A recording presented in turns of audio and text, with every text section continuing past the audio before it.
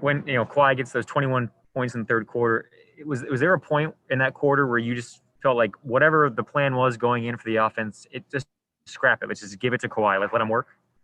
Yeah, I thought the team did a good job of just recognizing that he had it going, and kept running our double aways, and Kawhi was coming off a shot, and we ran our single pins. He came off a shot, and then he went under a few times, and he stopped back and made a couple shots, and we needed every bit of it tonight.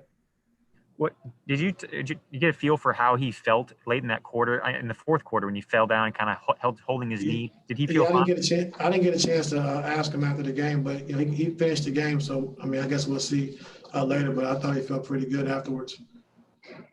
Thanks. We'll go over to Tomer. Hey, Ty, congrats on the win. First of all, are you willing to start the Lou Williams Defensive Player of the Year campaign? Man, we got to get it started right now. Right now.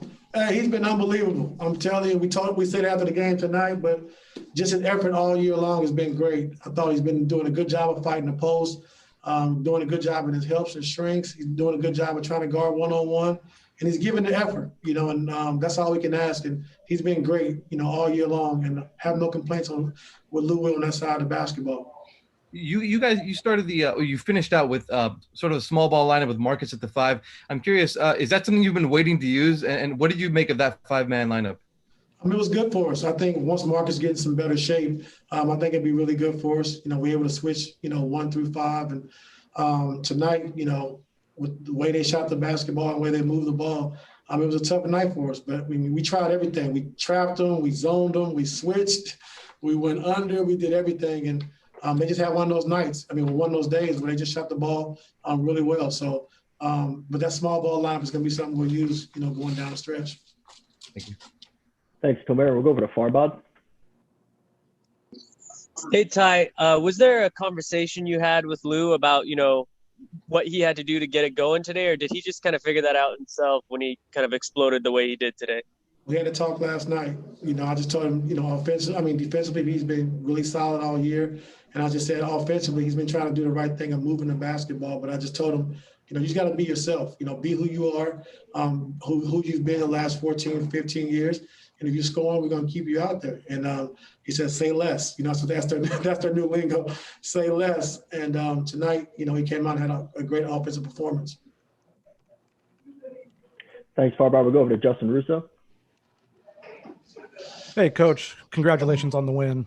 Thank you. It seems like one of the key adjustments you made for this game was kind of splitting up Luke Kennard and Lou Williams, being able to let each of them run with the starters for a little bit. Is that something that was kind of only for this game, or is it something you kind of foresee as doing in the future as well? Well, we gave a 10-game sample size of how we wanted to play it, and with Lou, Luke, and Reggie, and we gave it a shot, and the numbers came back. It wasn't as good as we need them to be. So I had conversations with all the guys last night, and talked to each guy individually, just told them what my mindset was and what my thinking was, and everybody was great with it. And so, Reggie, who's been playing good for us, I thought, he's had some good stretches. I had to talk to him last night about just staying ready and then just trying to stagger Lou and Luke as much as possible so we can always have at least 4 defenders on the floor at the same time. So tonight, it wasn't good because they were just making every shot, but I think going forward, I think it would be pretty good for us.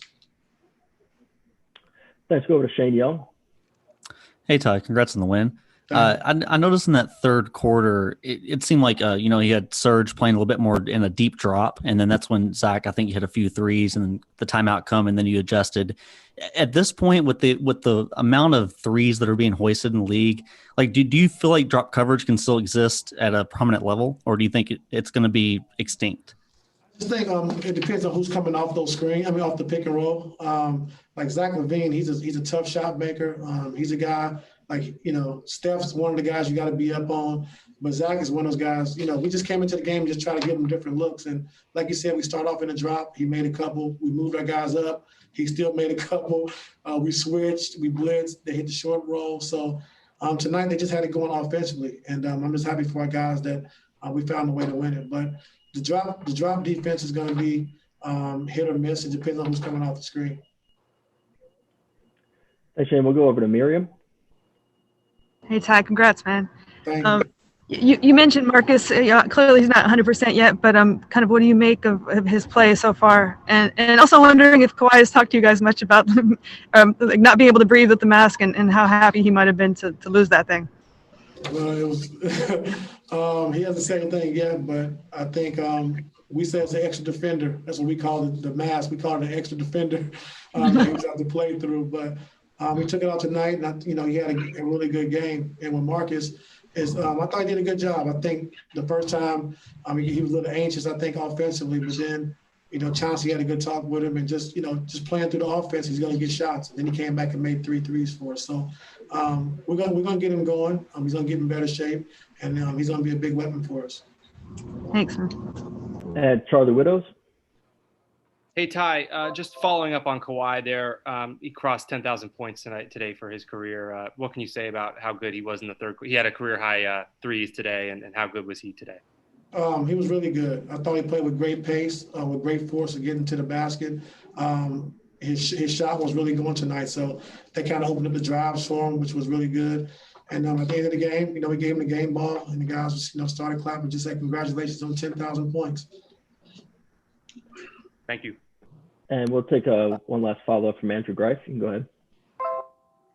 Hey, Ty, one more kind of lineup question. In that first quarter, it looked like you took Pat out fairly early, brought Luke in, and then paired up Pat's minutes with PG coming back in. Is that sort of staggering, the combinations of staggering Kawhi and PG and getting Pat and PG together early on? Is that something that we should expect going forward? Yes, I just think trying to mix up the Lue and Luke combination.